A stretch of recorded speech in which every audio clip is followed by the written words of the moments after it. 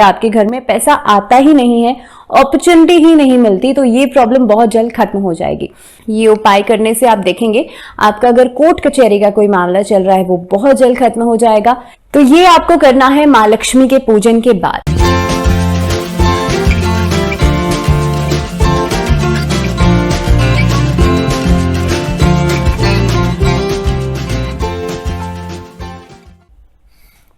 तो कैसे चल रही हैं आप लोगों की दीपावली की तैयारियां? दीपावली का पूजन कुछ खास चीजों के बिना बिल्कुल अधूरा होता है। कुछ खास चीजें मां लक्ष्मी को इतनी ज्यादा प्रिय होती हैं कि उनके बिना आप उन्हें प्रसन्न नहीं कर सकते। तो आज उन्हीं कुछ खास चीजों के बारे में मैं आपसे बात करूंगी। साथ ही में हम ये भी बात करेंगे इनफैक्ट कि अगर आपके घर में पैसा आता ही नहीं है, अपॉर्चुनिटीज ही नहीं मिलती, तो आपको कौन सी देवी की पूजा करनी चाहिए। अगर आता तो है लेकिन खर्च हो जाता है, इन्वेस्टमेंट्स नहीं कर पाते, पैसा स्थायी रूप से नहीं रहता, तो आप मां लक्ष्मी की पूजा कैसे करें। स्थिर रूप से अगर मां लक्ष्मी आपके घर में विराजमान हो, ऐसा आप चाहते हैं, तो मां लक्ष्मी की पूजा के साथ साथ कौन से देवी देवता की पूजा आपको करनी चाहिए, इन सभी चीजों के बारे में हम बात करेंगे। साथ ही में स्टूडेंट्स को कौन सी किस तरह से आज दीपावली वाले दिन पूजा करनी चाहिए, ये भी हम बात करेंगे। तो सबसे पहले ये जान लीजिए कि लक्ष्मी पूजन में आप जानते हैं कि लक्ष्मी पूजन वाले दिन हम भगवान गणेश की पूजा करते हैं, क्योंकि हर पूजा की शुरुआत जो होती है वो भगवान गणेश की स्तुति के साथ होती है। ऐसा उनको वरदान भी मिला हुआ है ना। तो इसीलिए भगवान गणेश और मां लक्ष्मी के पूजन के साथ साथ और दीपावली का दिन यानी कि अमावस्या तिथि जो होती है कार्तिक के महीने की, पहली बात तो कार्तिक का महीना अपने आप में स्नान, ध्यान और दान के लिए बहुत महत्वपूर्ण माना जाता है। भगवान विष्णु का प्रिय महीना यह है। इसके अलावा कार्तिक के महीने की जब अमावस्या तिथि पड़ती है यानी कि दीपावली जब पड़ती है, तो उस दिन भगवान गणेश की पूजा आप करें, उसके बाद मां लक्ष्मी का पूजन आप करें। और साथ ही में क्योंकि मां लक्ष्मी चंचला है ना, वो एक जगह ठहरती नहीं है बहुत देर तक, तो इसीलिए वो इधर उधर जाए नहीं, आपके घर में पूरे साल रहें। उसके लिए जो उनके पतिदेव हैं भगवान विष्णु, उनके साथ आप उनको बुलाइए, उनकी पूजा कीजिए। क्योंकि जब आप भगवान विष्णु के साथ मां लक्ष्मी का पूजन करते हैं तो मां लक्ष्मी आपके घर में स्थायी रूप से विराजमान हो जाती हैं। और एक छोटी सी कथा आपने सुनी होगी, अगर ये दीपावली के दिन से जुड़ी हुई है, कि एक बार भगवान विष्णु जो थे वो पृथ्वी लोक में आ रहे थे और मां लक्ष्मी उनके साथ जाने की जिद करने लगी। भगवान विष्णु के बहुत मना करने पर भी मां लक्ष्मी उनके साथ तो चल दी, लेकिन वो उनके मना करने के बावजूद भी दक्षिण दिशा की तरफ चली गई और उन्होंने एक किसान के खेत में जाकर के कुछ फूल तोड़ लिए। उसके बाद भगवान विष्णु ने उन्हें श्राप दिया, चोरी का श्राप उन्हें मिला और कहा कि 12 साल तक तुम इस किसान के घर में रहोगी। अब 12 साल तक जब वो किसान के घर में रही तो वो किसान जो था उसके घर में तो बहुत पैसा हो गया, लेकिन जब उनका जाने का समय आया तो किसान ने उन्हें रोकना चाहा। तभी मां लक्ष्मी ने कहा कि धनतेरस से लेकर के भैया दूज तक 5 दिन ऐसे रहेंगे जिस दिन तुम अगर दीप दान करोगे यानी कि अपने घर में दीपक जलाओगे और मेरी पूजा करोगे तो मैं तुम्हारे घर में अदृश्य रूप से विराजमान भी रहूंगी और तुम्हारा घर जो है वो धन धान्य से परिपूर्ण रहेगा। तो इसीलिए इन पंच पर्व में मां लक्ष्मी की पूजा और खासतौर पर दीपावली के दिन मां लक्ष्मी की पूजा का खास महत्व है। तो जैसे मैंने कहा कि मां लक्ष्मी तो चंचला हैं, तो इसीलिए भगवान विष्णु उनके साथ आप उन्हें विराजमान कीजिए अपने घर में और इस मंत्र के साथ मां लक्ष्मी का पूजन कीजिए। मंत्र सुन लीजिए। ओम महालक्ष्मी च विद्महे विष्णु पत्नी च धीमहि तन्नो लक्ष्मी प्रचोदयात्। इस मंत्र के अंदर मां लक्ष्मी को भगवान विष्णु की पत्नी के रूप में संबोधित किया जा रहा है, इसीलिए मां लक्ष्मी का ये मंत्र बहुत खास है दीपावली के पूजन के लिए। तो आरती के बाद आप शंख जरूर बजाएं। शंख आप देख रहे हैं जिस तरह से मेरे पास में भी एक शंख रखा हुआ है, आप शंख जरूर बजाएं और घंटी जरूर बजाएं। पूजा खत्म होने के बाद जब शंख और घंटी बजाते हैं तो शंख जो है वो भगवान विष्णु का ही प्रतीक है। दक्षिणावृत्ति शंख के अंदर भगवान विष्णु का मां लक्ष्मी का वास माना जाता है और दक्षिणावृत्ति शंख की ध्वनि से मां लक्ष्मी आकर्षित होती हैं। तो इसीलिए उनको प्रसन्न करना चाहते हैं तो शंख जरूर बजाएं, घंटी जरूर बजाएं। देखिए एक साइंटिफिक लॉजिक जरूर है, बिकॉज मैं हमेशा हर एक चीज के पीछे, हमारी माइथोलॉजी में जितनी भी कथाएं हैं उन सब के पीछे कुछ न कुछ साइंटिफिक सिग्निफिकेंस जरूर दिया गया है। अब मैंने कहा शंख जरूर बजाएं, तो शंख का एक साइंटिफिक सिग्निफिकेंस ये है कि आप जानते हैं कि शंख बजाने से एक तो आपका जो हार्ट चक्र है वो बैलेंस होता है, हृदय रोग से जुड़ी हुई जितनी भी प्रॉब्लम्स है वो खत्म होती हैं, आपका बीपी नॉर्मल होता है और वो भी इस मौसम के अंदर, विच इज वेरी इंपॉर्टेंट। दूसरी बात यह है कि शंख बजाने से शंख की जो ध्वनि होती है उसकी इको जो होती है वो 7 सेकंड तक आपके ब्रेन में रहती है, लेफ्ट और राइट ब्रेन को बैलेंस करती है एंड आसपास की नेगेटिविटी को खत्म करती है। तो शंख बजाने के बहुत सारे फायदे हैं और इस समय पर शंख बजाने से आप माँ लक्ष्मी को आकर्षित करते हैं। दूसरी चीज, घंटी जब आप बजाते हैं तो घंटी की ध्वनि भी सेम काम करती है, लेकिन घंटी की ध्वनि बजाने से कहते हैं कि पूरे घर की जो ऊर्जा है वो सकारात्मक हो जाती है, वो पॉजिटिव हो जाती है। और जाहिर सी बात है, जब आपके घर की ऊर्जा सकारात्मक होगी तो माँ लक्ष्मी का वास अपने आप से आपके घर में रहेगा।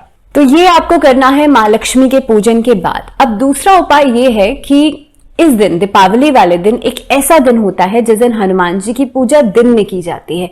मैं आपको हमेशा कहती हूँ ना, हनुमान जी की पूजा रात में करनी चाहिए, मीन शाम को करनी चाहिए, संध्या काल के समय करनी चाहिए, क्योंकि दिन में हनुमान जी खुद भगवान राम की पूजा में विलीन होते हैं।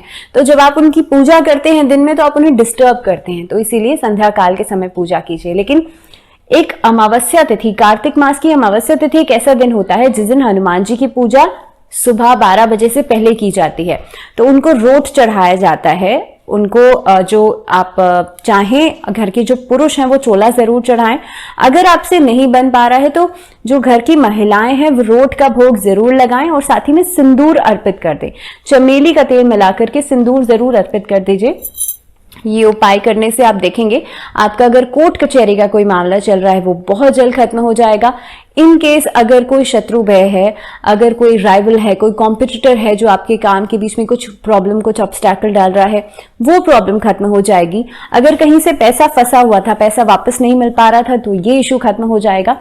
तो ये कुछ चीजें हैं जो कि आप इस दिन कर सकते हैं।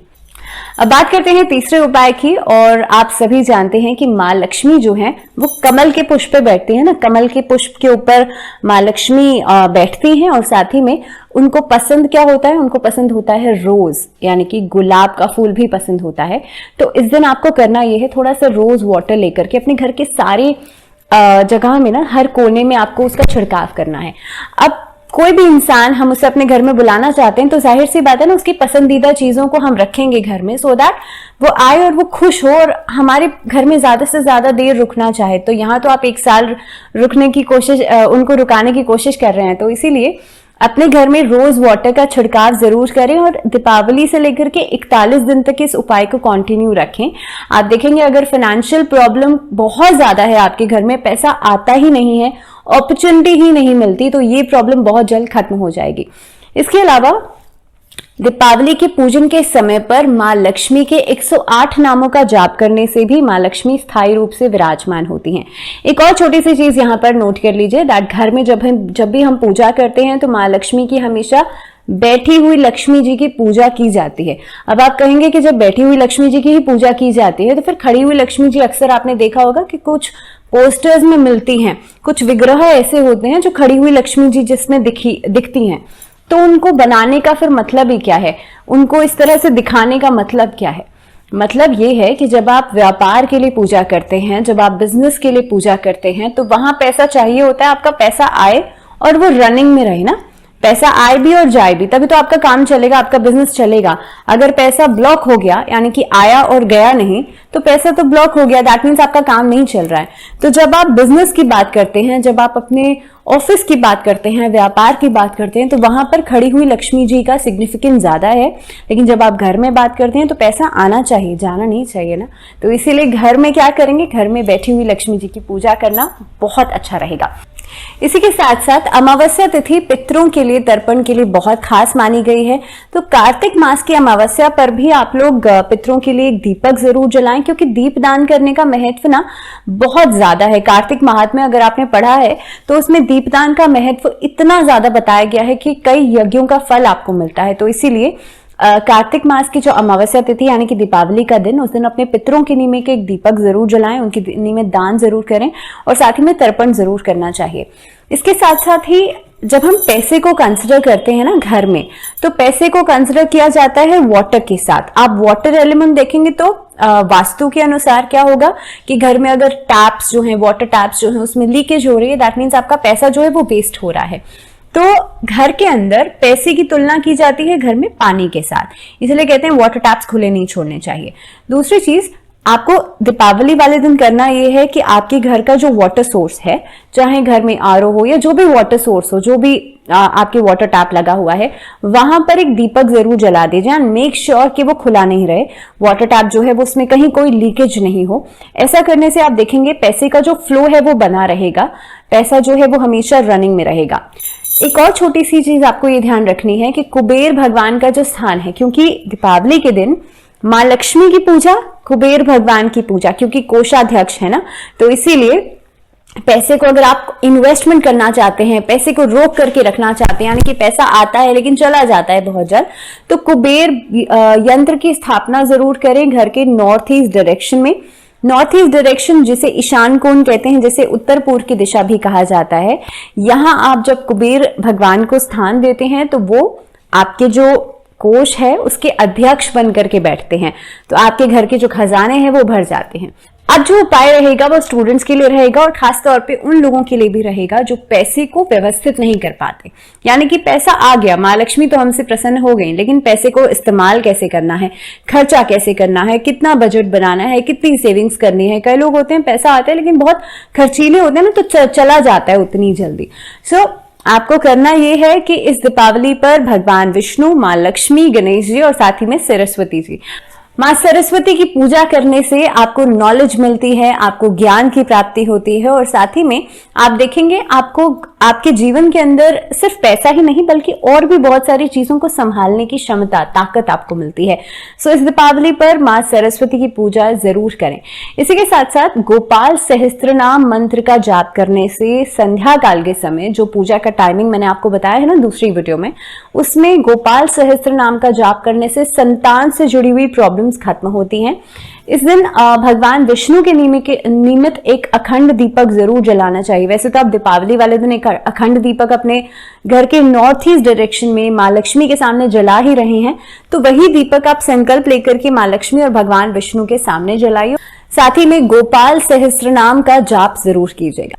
इसके अलावा अगर आपका व्यापार करते हैं आप लोग और व्यापार में लाभ नहीं हो पा रहा है, तो आपको करना यह है अपने घर के नॉर्थ वेस्ट डायरेक्शन में एक कांच के बोल के अंदर कॉइन्स यानी कि सिक्के भर करके रख देने हैं और ऐसा आपको छुपा कर करना है, यानी कि किसी को ना तो बताना है और ध्यान रखिएगा वो बोल जो है वो कवर्ड रहे तो अच्छा रहेगा, सो दैट आपका जो व्यापार है, आपका जो काम है उसमें प्रॉस्पेरिटी होगी, उसमें जो बढ़ोतरी है वो आप लोग देखेंगे और इंस्टेंट ग्रोथ आप लोग देखेंगे। सो ये कुछ उपाय हैं जो कि आप दीपावली के दिन कर सकते हैं और खास तौर पे पंच पर्व में करना बहुत ज्यादा खास माना जाता है।